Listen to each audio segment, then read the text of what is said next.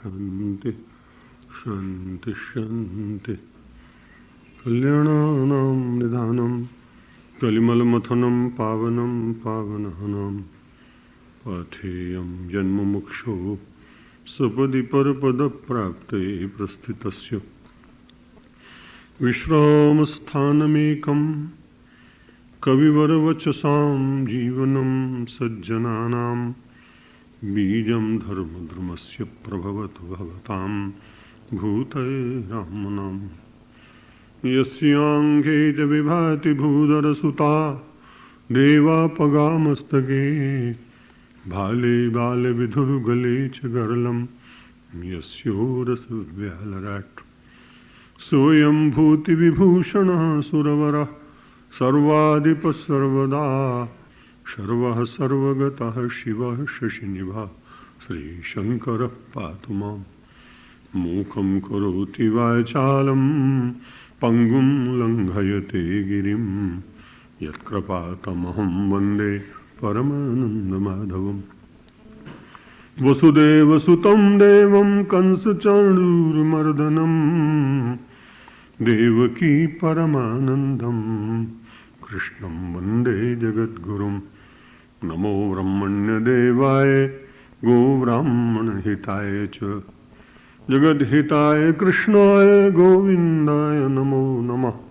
नारायणं नमस्कृत्य नरं चैव नरोत्तमं देवीं सरस्वतीं व्यासं ततो जयमुदीरयेत्। परम सम्माननीय ज्ञान वृद्ध अनुभव वृद्ध आदरणीय श्री बाबूजी, परम सम्माननीय मातृस्वरूपा श्री सरला बिल्ला जी, बंधुओं और मातृशक्ति। बचपन में तो जब कभी ऐसी बरसात होती थी तो अध्यापक छुट्टी दे देते थे, लेकिन अब अध्यापन का कार्य मुझे करना पड़ रहा है, इसलिए मैं आपको छुट्टी नहीं दे पा रहा हूं। और एक बड़ी अच्छी बात लगी कि वेदांत और बरसात में बरसात विजयी रही और वेदांत पराजित हुआ है, और ऐसा प्राय संसार में होता है। हम सब लोगों को प्रत्येक परिस्थिति में आनंदित रहने का ही संदेश वेदांत विचार से व्यक्ति को प्राप्त होता है। जिन परिस्थितियों का आप परिवर्तन स्वयं अपने पुरुषार्थ से न कर सकें, उनके लिए हर्ष और शोक करने का अधिकार मनुष्य को प्राप्त नहीं है। इस चिंतन में जो स्थिर होता है वही वास्तव में वेदांत के सिद्धांत को अपने जीवन में अवतरित कर सकता है। आइए अपने अग्रिम विचार में कुछ क्षण व्यतीत करेंगे। उससे पूर्व भगवान का पवित्र नाम ले लेते हैं। श्री राम जय राम जय जय राम।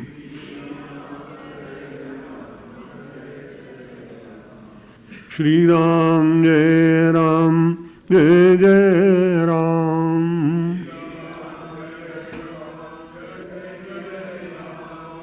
श्री राम जय राम जय जय राम।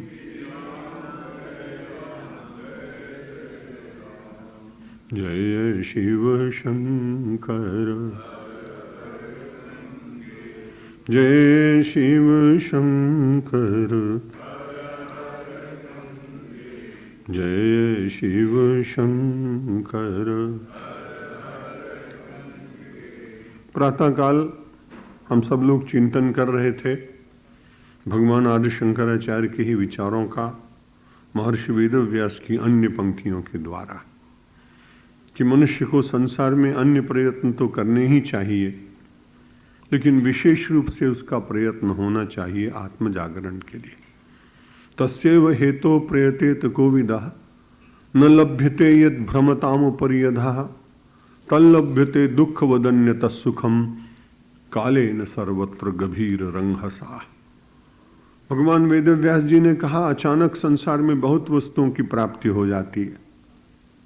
ठीक उसी प्रकार से यदि व्यक्ति की निष्ठा हो तो जगत का कार्य करते हुए भी उसको अधिकांश चिंतन मनन और अपनी ऊर्जा का प्रयोग करने के लिए एक क्षेत्र है, और वो सर्वश्रेष्ठ क्षेत्र है आत्मज्ञान का क्षेत्र। क्योंकि संसार की और सभी वस्तुएं व्यक्ति को कहीं न कहीं से मिल जाती हैं। ऊपरी अधा शब्द का प्रयोग महर्षि वेदव्यास ने किया है जब हम आधा शब्द का प्रयोग करते हैं तब लगता है कि मनुष्य धरती के नीचे से कुछ प्राप्त करता है। अनेक धातुएं पृथ्वी के भीतर से ही प्राप्त होती हैं। विज्ञान के क्षेत्र में भी सबमरीन के द्वारा लोग समुद्र के नीचे गहराई में जाकर वहां खोज भी करते हैं, और कई बार युद्ध की आवश्यकता होती है तो युद्धपोतों को सबमरीन के द्वारा उनको निशाना बनाने का भी प्रयत्न करते हैं, लौकिक सुख और लौकिक विजय के आनंद में रहने के लिए। और जब ऊपर शब्द का प्रयोग करते हैं तब ऐसा लगता है कि धरती के ऊपर ही हम सब लोग भ्रमण करते थे। विज्ञान ने नए द्वार खोले और उन द्वारों में खुलते खुलते व्यक्ति चंद्रमा तक पहुंच गया। आप सभी लोग इस बात के संबंध में ज्ञात हैं, और वहां भी जीवन की खोज हो रही है, प्रयत्न हो रहे हैं, नए ग्रह की तलाश हो रही है, मंगल के संबंध में भी सूचनाएं आ रही। लेकिन एक बड़ी विचित्र बात कही गई कि चाहे पृथ्वी के तल में व्यक्ति चला जाए और चाहे अंतरिक्ष के ऊपर उड़ने लगे और अन्य ग्रहों में चला जाए, लेकिन एक बड़ी बात है, न लभ्यते, एक वस्तु वहां नहीं मिलेगी। वस्तुएं मिल जाएंगी, सुविधा मिल जाएगी, लेकिन वस्तुओं के अभाव में भी जीवन को आनंदित रखा जा सकता है, या थोड़े में भी व्यक्ति प्रसन्न रह सकता है, अथवा संयोग और वियोग के काल में भी अपने मन की स्थिरता को भंग होने से बचा सकता है। तो उसका एकमात्र एक उपाय है, तस्यैव हेतोः प्रयतेत कोविदः। यह तस्य शब्द का अर्थ यदि आप सगुण साकारवादी हों तो ईश्वर के संबंध में लगता है, और यदि आप वेदांती हैं तो आपके आत्मा के संबंध में लगता है। व्यक्ति को आत्म मंथन करना चाहिए, आत्मशोध करना चाहिए, आत्मचिंतन करना चाहिए, आत्मा में रमण करना चाहिए, आत्मा की पहचान करनी चाहिए। मैं कौन हूं इसका बारंबार विवेचन करते करते वास्तविक तत्व पर पहुंचने की चेष्टा करनी चाहिए। और जब हम सब उस तत्व की खोज करने लगते हैं तो सचमुच उसका एक आनंद है, क्योंकि संसार की जितनी वस्तुएं हैं वो बाह्य दृष्टि से थोड़ी देर के लिए व्यक्ति को अनुभव कराती हैं, लेकिन अध्यात्म और वेदांत का अनुभव वो निज का अनुभव होने के कारण केवल बाह्य दृष्टि से ग्रहण नहीं किया जाता।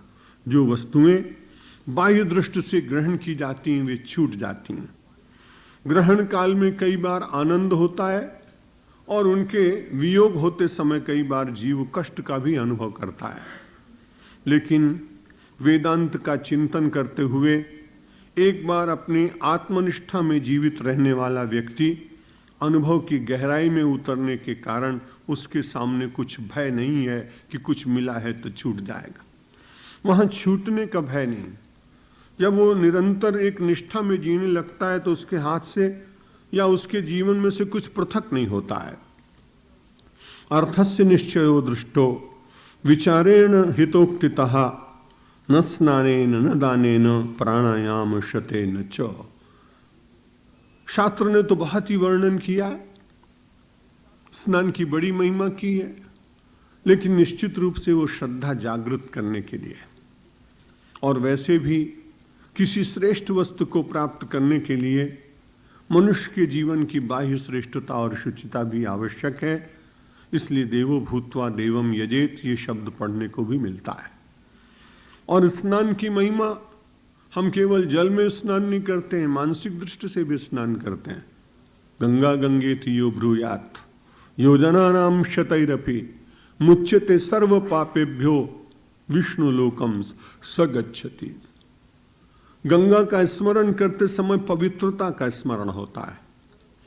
पवित्रता का स्मरण होता है तो व्यक्ति का आचार शुद्ध होता है। जब आचार शुद्ध होता है तो व्यक्ति का विचार शुद्ध होता है। आचार और विचार की शुद्धता के बाद वो फिर लौकिक वस्तुओं से ऊपर उठकर विष्णु लोकम स गच्छति, वो विष्णु लोक को प्राप्त करता है। प्रातःकाल निवेदन किया था कि ऐसे चिंतक का चिंतन इतना श्रेष्ठ होता है कि अधोमुखी चिंतन छूट जाता है और ऊर्ध्वमुखी चिंतन का उसे अधिकार प्राप्त होता है। संसार में जितनी ऊर्ध्व गति को व्यक्ति प्राप्त करता है उतनी ही चेतना भी ऊर्ध्व होती है। हमारे बाबूजी का और माताजी का आज मैं उनका स्वांतः सुखा ग्रंथ पढ़ रहा था।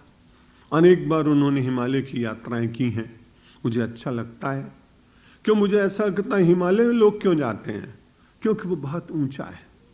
व्यक्ति की ये स्वाभाविक इच्छा है कि वो ऊर्ध्वमुखी जीवन जिए, जो ऊंचे स्थान है उनको देखने का प्रयत्न करे, उच्चता में जो रमणीयता और शीतलता और एकांतिकता की प्राप्ति होती है उसमें वो अधिक अपने जीवन को आनंदित और प्रसन्न अनुभव करता है। अर्थस्य निश्चयो दृष्टो। और बड़ी अच्छी बात कही कि संसार के लोग जो हैं वो मीठी मीठी बातें बहुत करते हैं, और कई बार ऐसा होता है कि आपको जो अच्छा लगता है उसका भी समर्थन कर देते हैं। अकबर की वो बात आपने सुनी होगी कि उनके साथ मातहत होने के कारण, उनका सेवक होने के कारण, उनके मंत्रिमंडल का सदस्य होने के कारण जब वो उधर से निकले तो उन्होंने देखा कि एक बहुत बड़ा खेत है और उसमें बहुत अच्छे सुंदर ताजे बैंगन लगे हुए हैं। उनको देखने के बाद बादशाह ने कहा, देखो कितना अच्छा ये शाक है। उसने कहा, महाराज जितने भाग्यशाली आप हैं उतना ही भाग्यशाली ये बैंगन। वो कैसे?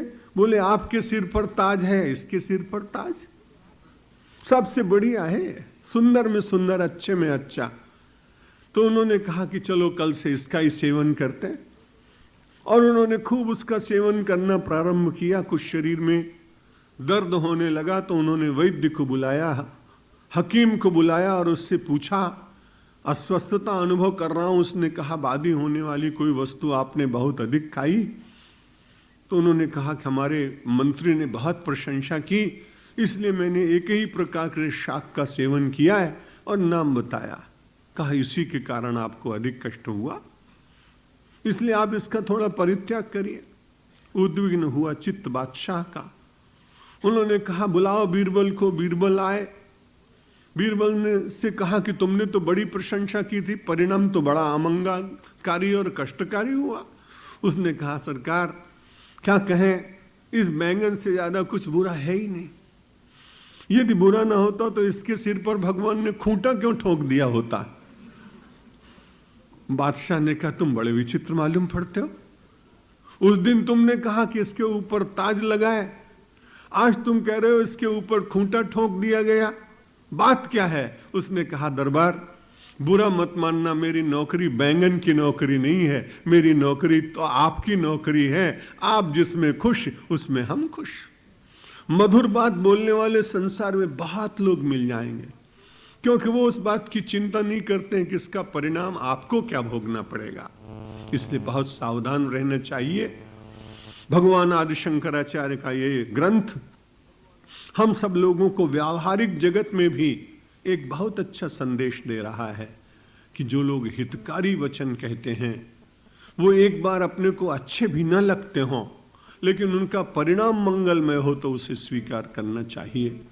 और वेदांत का दर्शन कराने वाला आचार्य, साधु, महात्मा, साधक, वो तो निरंतर विचार करते हुए अर्थस्य विषयो दृष्टो, अर्थस्य निश्चयो दृष्टो, विचारेण हितोक्तितः। हितपूर्वक जो बात कही गई है तो संसार में प्रायः सभी लोग कहेंगे कि संसार की वस्तुएं एकत्र करनी चाहिए। संसार के लोग प्रायः कहेंगे कि संसार की वस्तुओं में ही सबसे बड़ा सुख है। लेकिन वेदांत का चिंतन करने वाला महापुरुष आपको हितपूर्वक कहेगा कि इन वस्तुओं के बीच में रहते हुए भी अंततो गत्वा ये आपसे छूट जाएंगे, या फिर इनके आपको भोगने की सामर्थ्य आप में नहीं रहेगी। संसार में विषय कभी समाप्त नहीं होता है, विषय ही समाप्त हो जाता है। और इसीलिए नीतिकार ने कहा कि भोगा न भुक्ता वयमेव भुक्ता, तपो न तपता वयमेव तपता, कालो न यातो वयमेव, तृष्णा न जीर्णा वयमेव जीर्णा, कालो न यातो वयमेव याता।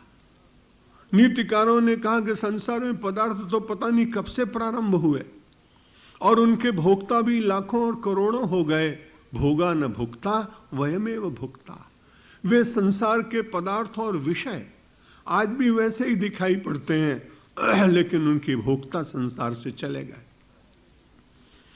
संसार में बहुत लोग ऐसे हैं जो विचार करते हैं कि इसको प्राप्त करने के बाद ठीक हो जाएगा, मिलता है, मिलना चाहिए। लौकिक जगत में इस प्रकार की बात विचार करना कोई अनुचित भी नहीं। लेकिन तृष्णा न जीर्णा वयमेव जीर्णा। नीतिकारों से किसी ने पूछा कि संसार में कोई ऐसी वस्तु है जिसके ऊपर कभी वृद्धावस्था नहीं आती?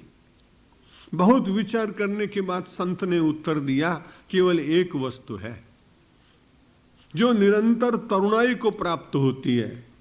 जिज्ञासु ने पूछा वो कौन है? उन्होंने कहा तृष्णैका तरुणायते। केवल एका तृष्णा एव तरुणायते।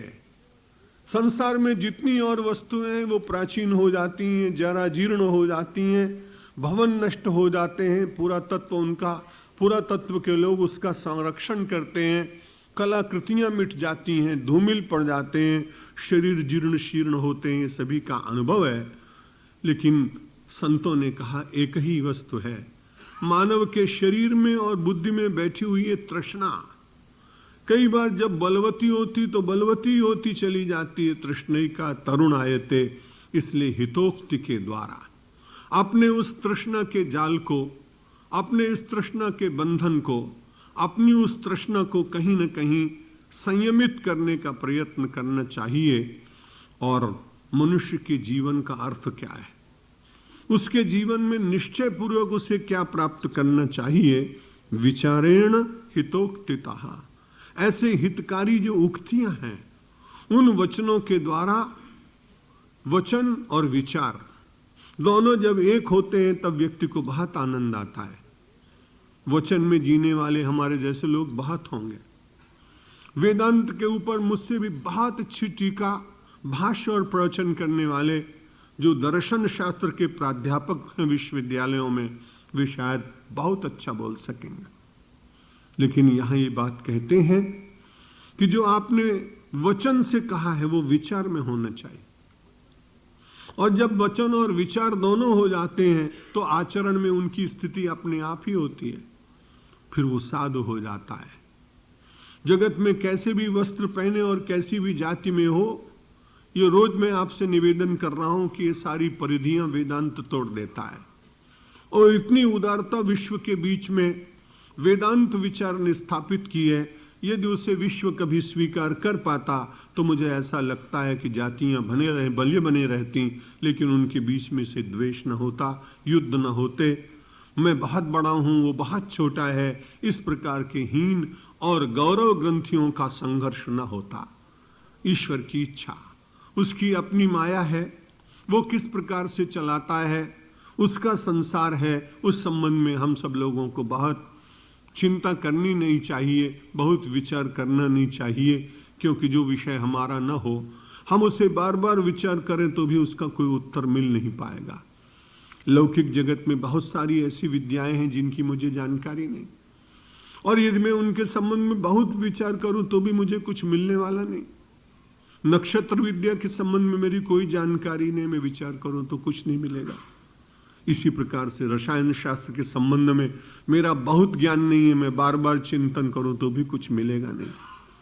जिसमें कुछ मिलेगा नहीं, यदि उसकी चिंता व्यक्ति अधिक करने लगे तो इस समय का सदुपयोग नहीं होगा। परमात्मा ने समय, शक्ति, ऊर्जा और देश, काल, धर्म, ग्रंथ, गुरु, महात्मा, अपनी स्वयं की प्रज्ञा और बुद्धि जो प्रदान किए हैं, वे दो बातों में लगने चाहिए। या तो उनका उपयोग हो, उपयोग सामान्य लोग करते हैं, उससे कुछ उच्च श्रेणी के जो लोग होते हैं वो उसका सदुपयोग करते हैं। कुछ बिल्कुल बद्ध जीव होते, प्राप्त तो है लेकिन न उपयोग करते हैं और न सदुपयोग करते हैं। उनका जब भी कुछ होता है तो उसका केवल दुरुपयोग ही होता है, और जब दुरुपयोग होता है तो उसका परिणाम भी उसको मिलता है, और जब उसको उसका परिणाम भोगने का अवसर आता है तब उसे बड़ा कष्ट होता था। तब कबीर जैसे लोग उसको सावधान करके कहते कि भाई इसमें तो तुम्हारा ही दोष था ना, करता था तो क्यों किया, अब कर क्यों पछता है। गोया पेड़ बबूल का तो आम कहां से खाए। तो बबूल बोने के लिए हम संसार में उत्पन्न हुए नहीं। इसलिए विवेक चूड़ामणि बारंबार मुझे और आपको सावधान करती है कि हितोक्तियों के ऊपर विचार करें। जो हितकारी वचन है, उन हितकारी वचनों को स्वीकार करके फिर एकांत में बैठकर विचार करें। एक महात्मा ने ज्ञान की परिभाषा करते हुए कहा, विचारः परमो ज्ञानम। विचार की पराकाष्ठा ही परम ज्ञान की वह भूमि है जहां से वो अंकुरित होता है। प्रत्येक धरती चाहिए, बीज चाहिए, उसमें खाद चाहिए, अनुकूल वातावरण चाहिए, जल का सिंचन चाहिए, फिर अंकुरित होने के बाद पादप का निर्माण होता है। उसमें स्कंद होते हैं, शाखाएं होती हैं, पल्लव होते हैं, पुष्प होते हैं, फल होता है, रस होता है। ये सबसे सुंदर फल है और सबसे सुंदर आनंदमय। आनंद मूल गुण पल्लव तत्व शाखा वैराग्य मोक्ष फल पुष्प रसादि किरणम चेतो विहंग हरितुंग तरुम विहाय संसार शुष्क विटपे वद किंकरोषि। संसार के सूखे वृक्ष के ऊपर बैठा हुआ पक्षी उससे वेदांती प्रश्न कर रहा है, अरे तू बता तो सही, तू उस वृक्ष के ऊपर क्यों नहीं बैठता? आनंद मूल, जिसका मूल आनंद है, आनंद मूल गुण पल्लव तत्व शाखा, और जिसमें 24 तत्व और जिसमें 3 गुण, ये शाखा और पल्लवों की भांति हैं। ये होने पर भी मूल उसका आनंद है। यदि उस आनंद मूल के साथ में गुण और ये 24 तत्व व्यक्ति के रहे तो वो तमोगुण, रजोगुण या मानव के जीवन के दोषों की निरंतर अभिवृद्धि में सहायक नहीं होंगे। यदि जगत को मूल मान करके ऐसा करेंगे तो जगत नश्वर है, जगत नाना प्रकार के दोषों से परिपूर्ण है, इसलिए वो सारे उसके भीतर से आएंगे ही आएंगे। इसलिए आनंद मूल गुण पल्लव तत्व शाखा वैराग्य ज्ञान फल पुष्प रसादि किरणम। इसमें 2 प्रकार की वस्तुएं हैं। वैराग्य का इसमें पुष्प लगा हुआ है, और यदि वैराग्य के पुष्प की सुगंध श्रेष्ठ ना होती तो आप विचार करिए कि हम सब लोग कभी कभी तीर्थों में जाकर विराग से संपन्न महापुरुषों के दर्शन करने का प्रयत्न करते हैं।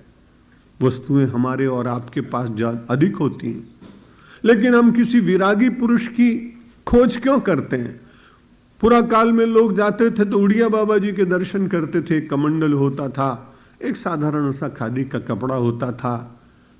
स्वनाम धन्य पूज्य सकल शास्त्र निष्णात स्वामी जी महाराज जब आते थे तब हम सब लोग उनके पास बैठते, मैं भी उनका वात्सल्य प्राप्त करता था। तो वैराग्य का जो पुष्प है उसकी सुगंध बहुत दूर तक जाती है।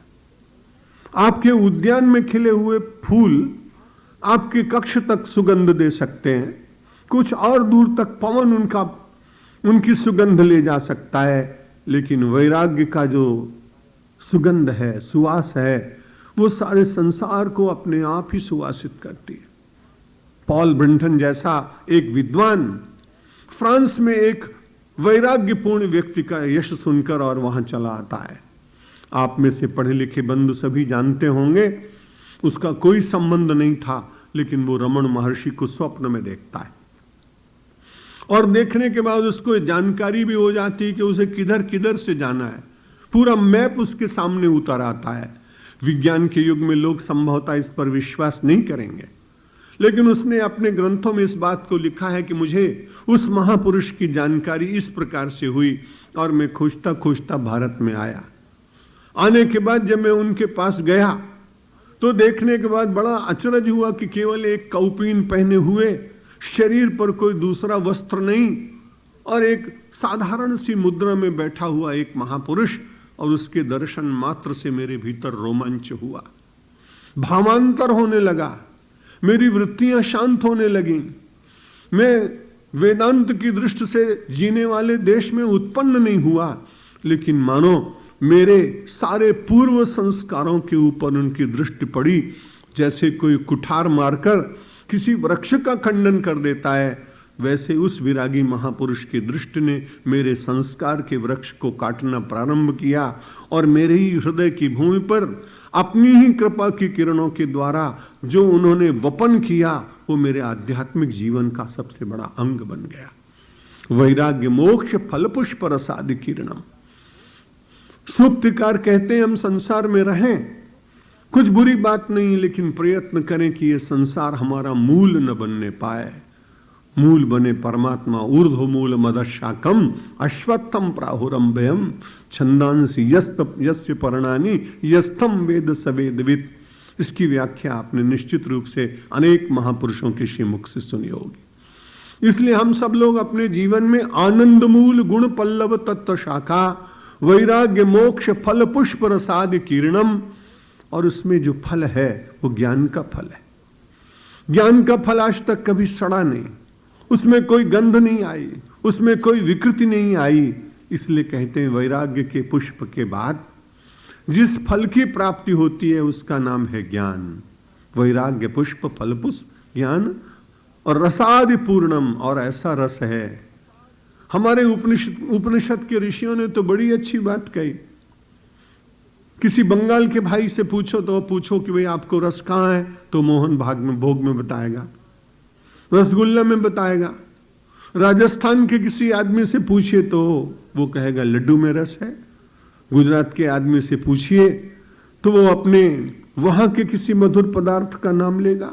दक्षिण का कोई और व्यक्ति होगा तो उसमें लेगा। किसी को श्रीखंड अच्छा लगता होगा, किसी को बासुंदी अच्छी लगती होगी। रसों के इतने प्रकार हैं कि उसकी गणना नहीं की जा सकती। पर जब एक ऋषि ने अपने जिज्ञासु के प्रश्न का पूछा, उत्तर दिया, उसने कहा सच्ची बात बताओ महात्मा कि रस वास्तव में क्या है। तो उन्होंने एक बड़ा छोटा सा वाक्य कहा, रसो वही सहा, वह आत्मा का रस ही संसार में सबसे बड़ा रस है।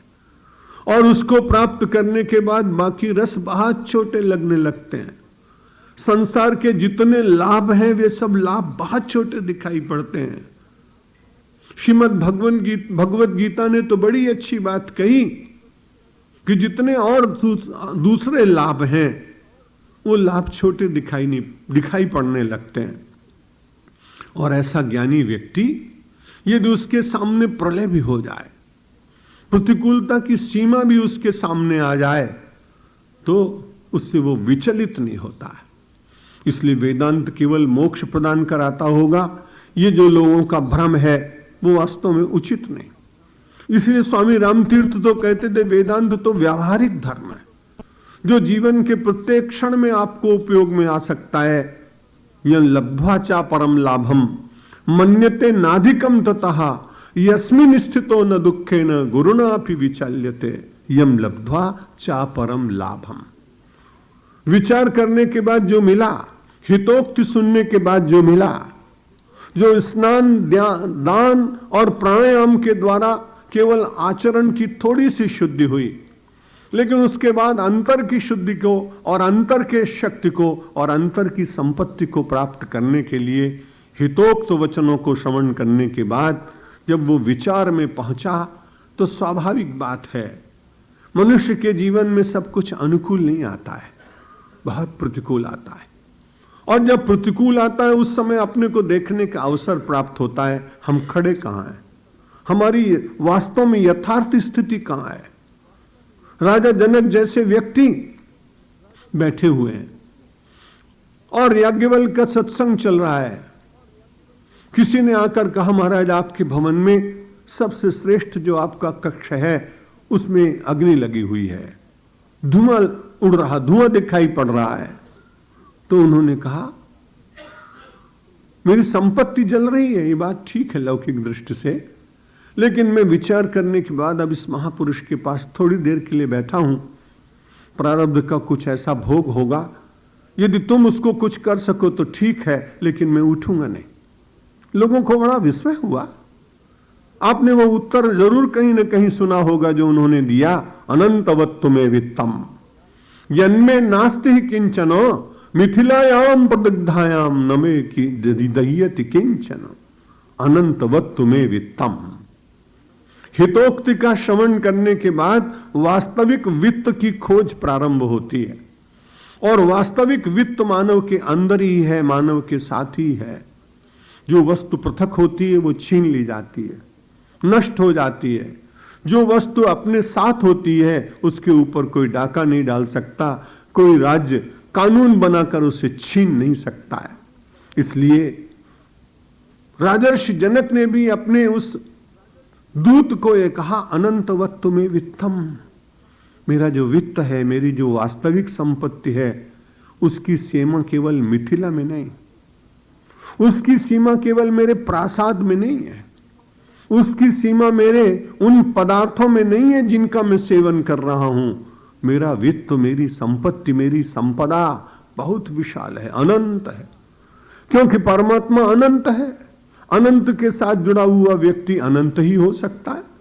एक राजा का पुत्र हो तो जैसे एक वनवासी अपने कुटीर और अपनी झोपड़ी तक ही अपने को सीमित मानता है, लेकिन राजा के पुत्र से पूछो कि तुम्हारा कितना है, वो कहता है जहां तक राज्य मेरा है, सीमा जहां है वहां तक सब मेरा है। एक राजा एक सीमा तक बंधा हुआ है, एक किसान अपने खेतों तक बंधा हुआ है, एक संपन्न व्यक्ति अपनी संपदा तक बंधा हुआ है, लेकिन वेदांती तो कहता है अनंतवत्व में वित्तम, मेरा वित्त, मेरी संपत्ति तो अनंत है, क्योंकि परमात्मा अनंत है। आत्मा का स्वरूप भी परमात्मा का ही स्वरूप होने के कारण वह आत्मा भी अनंत ही है। अनंतवत्व में वित्तम जन्मे नास्ति ही किंचन, जो मुझसे अलग है वो मेरा हो ही नहीं सकता। व्यवहार चलाने के लिए वो मेरा है, लेकिन वास्तविक संपत्ति तो मेरे पास ही है।